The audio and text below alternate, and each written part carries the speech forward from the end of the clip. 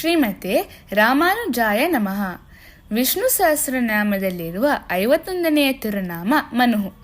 ಕೃಷ್ಣನು ಮಥುರೆಯನ್ನು ಆಳುತ್ತಿದ್ದಾಗ ಕಾಲಯವರನ ಸೈನ್ಯವು ನಗರವನ್ನು ವಶಪಡಿಸಿಕೊಂಡು ಯುದ್ಧಕ್ಕೆ ಸವಾಲು ಹಾಕಿತು. ಪ್ರಜೆಗಳ ಜೀವ ಉಳಿಸಲು ಮತ್ತು ಶಾಂತಿಯನ್ನು ಕಾಪಾಡಲು ಕೃಷ್ಣನು ಯುದ್ಧ ಮಾಡುವ ಬದಲು ತನ್ನ ಗುರುಗಳು ಮತ್ತು ಮಂತ್ರಿಗಳೊಂದಿಗೆ ಚರ್ಚಿಸಿ ರಾಜ್ಯ ಮತ್ತು ಜನರನ್ನು ಸುರಕ್ಷಿತವಾಗಿರಿಸಲು ಉತ್ತಮ ಉಪಾಯವನ್ನು ಮಾಡಿದನು. ಕೃಷ್ಣನು, ನಾವು ಪಶ್ಚಿಮ ಸಮುದ್ರ ತೀರಕ್ಕೆ ಹೋಗಿ ಹೊಸ ನಗರವನ್ನು ನಿರ್ಮಿಸೋಣ, ಮಥುರೆಯ ಎಲ್ಲಾ ಜನರನ್ನು ಮತ್ತು ಅವರ ಆಸ್ತಿ ಮನೆಗಳನ್ನು ಸುರಕ್ಷಿತವಾಗಿ ಅಲ್ಲಿಗೆ ಸಾಗಿಸೋಣ ಎಂದು ಗಾರ್ಗಾಚಾರ್ಯರಿಗೆ ಮತ್ತು ಗರುಡನಿಗೆ ತಿಳಿಸಿದನು. ಗಾರ್ಗಾಚಾರ್ಯರು ಅನುಮಾನದಿಂದ, ಕೃಷ್ಣ, ಒಂದು ಚಿಕ್ಕ ಮನೆಯನ್ನು ಸಾಗಿಸುವುದು ಎಷ್ಟು ಕಷ್ಟ, ಹಾಗಿರುವಾಗ ಇಡೀ ನಗರವನ್ನೇ ಯಾವುದೇ ಹಾನಿ ಇಲ್ಲದೆ ಬೇರೆ ಕಡೆಗೆ ಹೇಗೆ ಸಾಗಿಸಬಹುದು ಎಂದು ಕೇಳಿದರು. ಕೃಷ್ಣನು ಗಾರ್ಗಾಚಾರ್ಯರಿಗೆ ಧೈರ್ಯ ನೀಡಿ ದೇವತೆಗಳ ವಾಸ್ತುಶಿಲ್ಪಿ ವಿಶ್ವಕರ್ಮನನ್ನು ಬರಮಾಡಿಕೊಂಡನು.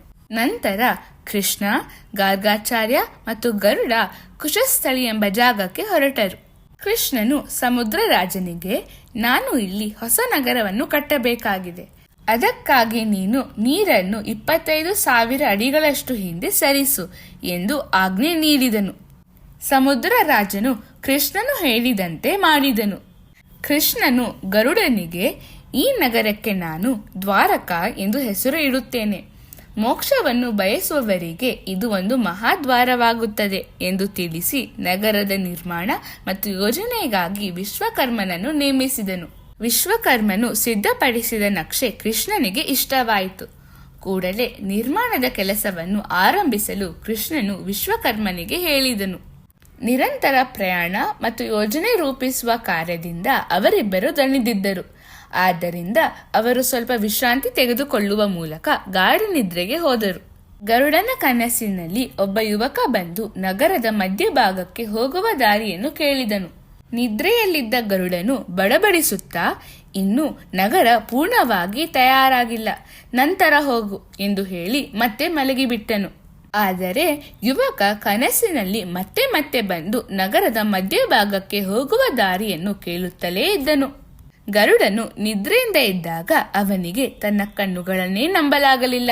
ದ್ವಾರಕಾ ನಗರವು ಸಂಪೂರ್ಣವಾಗಿ ನಿರ್ಮಾಣವಾಗಿದ್ದು ಕಾರ್ಯನಿರತವಾಗಿತ್ತು. ಮಥುರೆಯಲ್ಲಿದ್ದ ಪ್ರತಿಯೊಂದು ಮನೆ ಮತ್ತು ಜನರೆಲ್ಲರೂ ದ್ವಾರಕೆಯಲ್ಲಿದ್ದರು. ಇದನ್ನು ನೋಡಿ ಆಶ್ಚರ್ಯಗೊಂಡ ಗರುಡನು ವಿಶ್ವಕರ್ಮನನ್ನು ಎಬ್ಬಿಸಿ, ಇಷ್ಟೊಂದು ದೊಡ್ಡ ನಗರವನ್ನು ನೀನು ಒಂದೇ ರಾತ್ರಿಯಲ್ಲಿ ನಿರ್ಮಾಣ ಮಾಡಿದೆಯಾ ಎಂದು ಕೇಳಿದನು. ವಿಶ್ವಕರ್ಮನು, ನಾನು ಏನೂ ಮಾಡಿಲ್ಲ, ನಿನ್ನಂತೆ ನಾನೂ ಗಾಢವಾದ ನಿದ್ರೆಯಲ್ಲಿದ್ದೆ ಎಂದು ಉತ್ತರಿಸಿದನು. ಅದಕ್ಕೆ ಗರುಡನು ತಾನು ಕಂಡ ಕನಸಿನ ಬಗ್ಗೆ ತಿಳಿಸಿದನು. ಆಶ್ಚರ್ಯವೇನೆಂದರೆ ವಿಶ್ವಕರ್ಮನಿಗೂ ಅದೇ ಕನಸು ಬಂದಿತ್ತು. ನಂತರ ಅವರಿಬ್ಬರು ನಗರದ ಮಧ್ಯಭಾಗದ ಕಡೆಗೆ ಹೊರಟರು. ಅಲ್ಲಿ ಹೋಗಿ ನೋಡಿದರೆ ತಮ್ಮ ಕನಸಿನಲ್ಲಿ ಬಂದಿದ್ದ ಹುಡುಗ ಅಲ್ಲಿ ನಿಂತಿರುವುದನ್ನು ನೋಡಿ ಅವರು ಬೆರಗಾದರು. ಆ ಹುಡುಗ ನಗುತ್ತಾ, ಕೊನೆಗೂ ನಗರದ ಮಧ್ಯಭಾಗಕ್ಕೆ ಬರುವ ದಾರಿ ನಿಮಗೆ ತಿಳಿಯಿತೇ ಎಂದು ಕೇಳಿದನು. ಆ ಹುಡುಗ ಬೇರಾರೂ ಅಲ್ಲ, ಸಾಕ್ಷಾತ್ ಶ್ರೀಕೃಷ್ಣನೇ ಎಂದು ಗರುಡನಿಗೆ ತಿಳಿಯಿತು. ಗರುಡನು, ಮನು ರೂಪದ ನಿನಗೆ ನಮಸ್ಕಾರ ಎಂದು ಕೈಮುಗಿದನು. ಅದನ್ನು ಕೇಳಿದ ವಿಶ್ವಕರ್ಮನು ಗರುಡನನ್ನು, ನೀನು ಕೃಷ್ಣನನ್ನು ಮನು ಎಂದು ಏಕೆ ಕರೆದೆ ಎಂದು ಕೇಳಿದನು.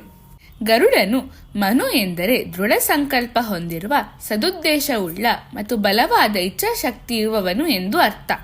ಕೃಷ್ಣನು ದ್ವಾರಕಾ ನಗರ ನಿರ್ಮಾಣವಾಗಬೇಕು ಎಂದು ಸಂಕಲ್ಪಿಸಿದನು. ಆ ಸಂಕಲ್ಪದಂತೆ ಅದು ನಿರ್ಮಾಣವಾಯಿತು. ಮಥುರೆಯ ಜನರು ಅವರ ಆಸ್ತಿ ಮತ್ತು ಕುಟುಂಬಗಳು ದ್ವಾರಕೆಗೆ ಸ್ಥಳ ಬದಲಿಸಬೇಕೆಂದು ಅವನು ಇಚ್ಛಿಸಿದನು. ಅದರಂತೆ ಆಯಿತು. ನೀನು ಮತ್ತು ನಾನು ಕೇವಲ ಕಾರಣ ಅಷ್ಟೇ, ನಾವು ಸ್ವತಃ ಏನನ್ನೂ ಮಾಡಲಿಲ್ಲ ಎಂದು ಹೇಳಿದನು. ಭಗವಂತನು ಜಗತ್ತು ಸೃಷ್ಟಿಯಾಗಲಿ ಎಂದು ಸಂಕಲ್ಪಿಸಿದರೆ ಸಾಕು, ಅದು ಹಾಗೇ ಆಗುತ್ತದೆ. ಬೃಹದಾರಣ್ಯಕೋಪನಿಷತ್ತು ಇದನ್ನು ಒಂದು ಸುಂದರ ಉದಾಹರಣೆಯ ಮೂಲಕ ವಿವರಿಸುತ್ತದೆ.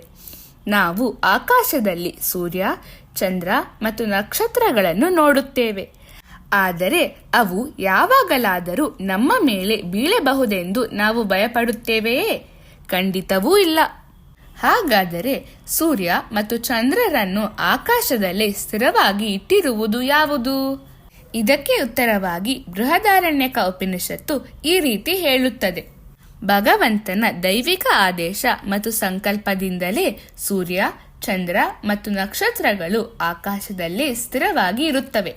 ಇವೆಲ್ಲವೂ ಭಗವಂತನ ದೈವಿಕ ಸಂಕಲ್ಪದ ಫಲ. ಅವನು ಏನು ಸಂಕಲ್ಪಿಸುತ್ತಾನೋ ಅದೇ ಸತ್ಯವಾಗುತ್ತದೆ. ಮನುಹು ಎಂದರೆ ಕೇವಲ ತನ್ನ ಸಂಕಲ್ಪದಿಂದಲೇ ಸೃಷ್ಟಿಸುವವನು ಎಂದು ಅರ್ಥ. ನಾವು ಪ್ರತಿದಿನ ಮನವೇ ನಮಃ ಎಂದು ಜಪಿಸಿದರೆ ಭಗವಂತನು ನಮ್ಮ ಎಲ್ಲ ಕಾರ್ಯಗಳಲ್ಲಿ ಸದುದ್ದೇಶ, ದೃಢ ಸಂಕಲ್ಪ ಮತ್ತು ಬಲವಾದ ಇಚ್ಛಾಶಕ್ತಿಯನ್ನು ಪ್ರದಾನಿಸುತ್ತಾನೆ. ಶ್ರೀಮತೆ ರಾಮಾನುಜಾಯ ನಮಃ.